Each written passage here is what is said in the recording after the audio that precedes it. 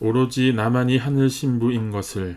얼마 후 믿음이 충실한 오 집사라는 식구가 낙원상가 2층의 옷가게의 바느질을 도와주러 갔습니다.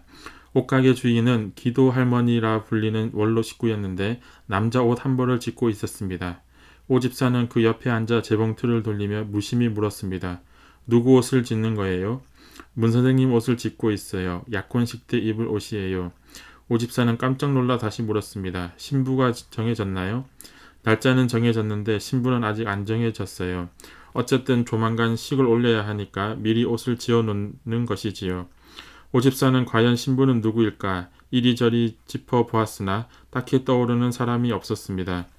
그녀는 기도 가운데 하나님의 음성과 계시를 자주 받는 분이었습니다. 그날도 기도를 하다가 계시를 받았습니다. 하와가 16세에 타락했기 때문에 하늘 신부는 20세 이전이어야 한다. 그때가 1959년 가을이었습니다. 오 집사는 참 어머니를 맞이하기 위해 7년이나 정성을 들였는데 그제야 하늘의 뜻을 깨달았습니다. 하나님, 하늘 신부는 정말 20세 전이어야 합니까?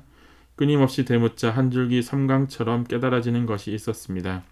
대략 16세 전후에 한 학자가 있었는데 나는 왜 옆에 두고도 알지 못했을까? 그날 밤 10시가 넘어 일을 끝내고 돌아오는 길이었습니다.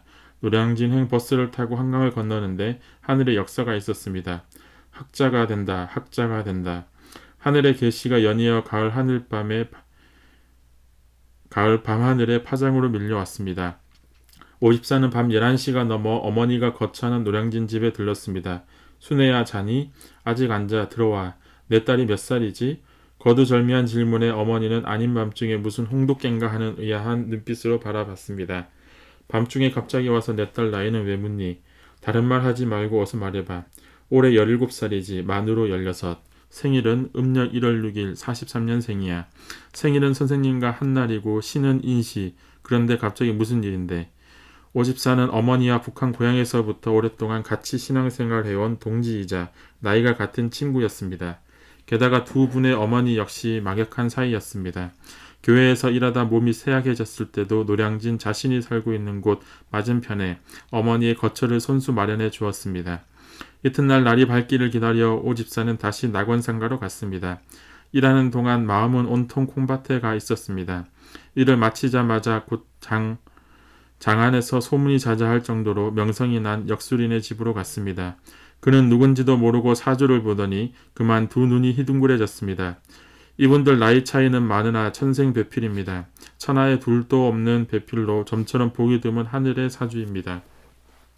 오집사는 흥분되고 설레는 마음을 진정시키며 곧바로 교회로 달려가 문총재에게 말씀을 올렸습니다. 홍순의 식구의 딸 한학자가 하늘 신부입니다.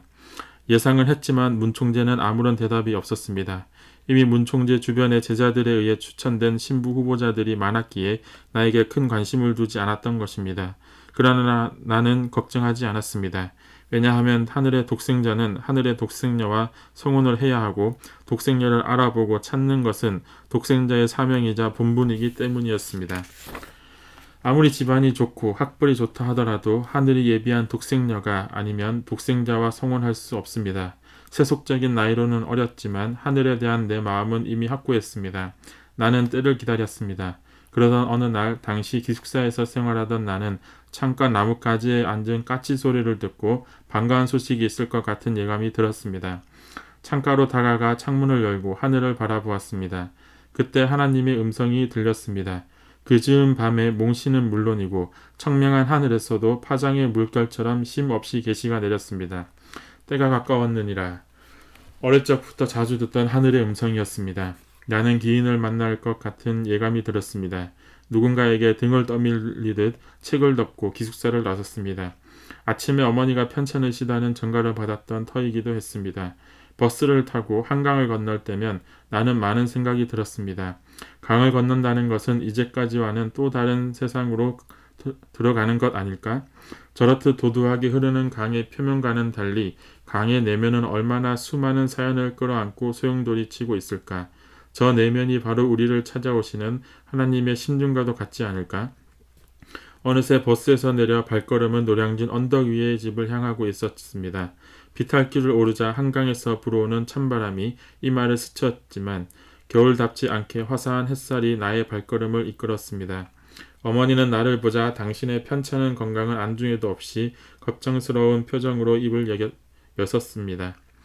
교회에서 기별이 왔다. 급히 들르라는 전갈이다. 나는 그 소식이 이미 하늘에서 예비하신 것임을 알았습니다. 내가 초등학교를 마치고 처음 문총재를 만났을 때의 장면이 파노라마처럼 스쳐 지나갔습니다.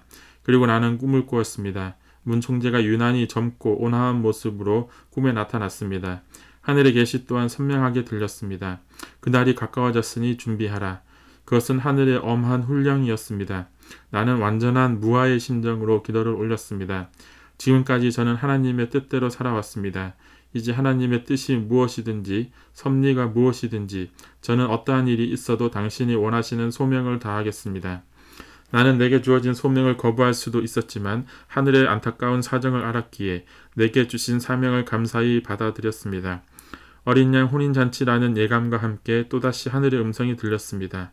어릴 적부터 길 가던 스님이나 도인들이 나를 보고 증거했던 것처럼 우주의 어머니, 때가 이르렀다는 음성이 마치 징소리처럼 허공의 파문을 일으키며 들려왔습니다.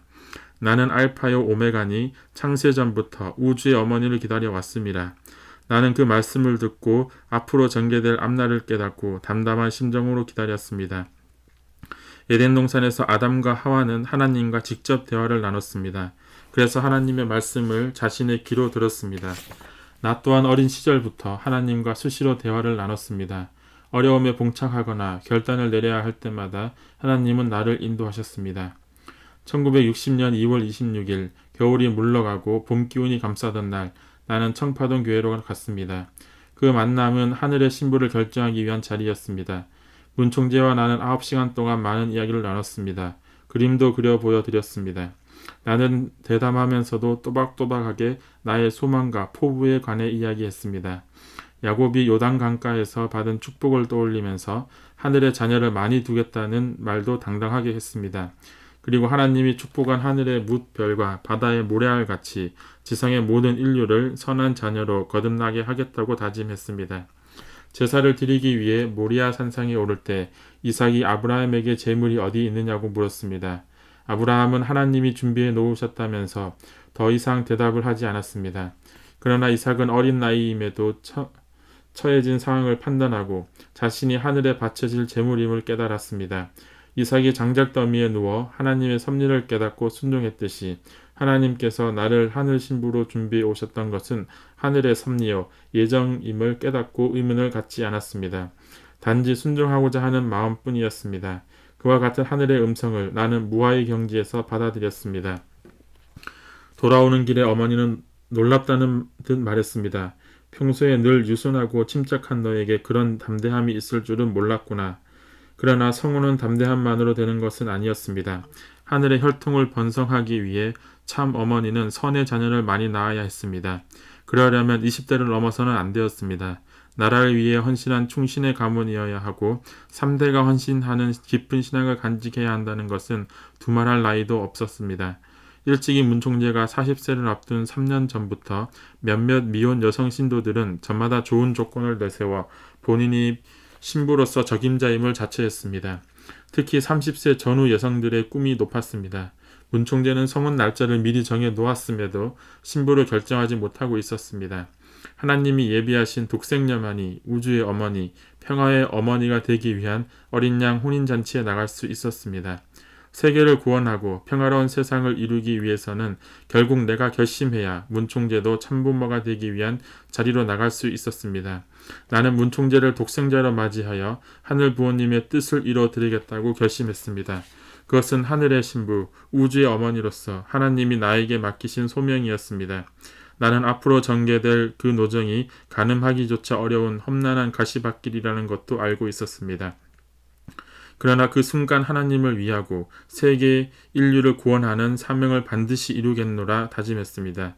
가는 길이 아무리 힘들어도 내 당대에서 복귀 섭리를 끝내겠습니다. 그리고 또 한 번 다짐했습니다. 하늘 부모님이 이루시려는 뜻을 반드시 이뤄드리겠습니다. 그날 이후 나의 모든 삶을 그 다짐 하나로 살아왔습니다. 그러나 세상의 일이라는 것은 그렇게 호락호락하지 않았습니다. 다른 사람도 아닌 16세 한 학자가 신부로 택정되었다는 소식이 교회에 전해지자 사람들은 깜짝 놀랐습니다. 의아해하는 사람도 많았고 당황스러워하는 이도 많았습니다. 기뻐하는 사람이 있는가 하면 시기하는 이도 있었습니다. 나는 4년 전 문총재가 말했던 희생이란 단어를 떠올리며 내게 주어진 길을 가겠다고 마음의 각오를 다졌습니다. 외할머니의 선조 조한주는 나라를 위해 헌신했을 때 하늘에 공주를 보내겠다는 계시를 받았습니다. 하늘은 그 정성에 보답해 우리 집안이 충정의 가문으로 이어지도록 택정했습니다. 신앙심 깊은 외할머니로부터 어머니가 태어났고 어머니를 통해 내가 태어났습니다.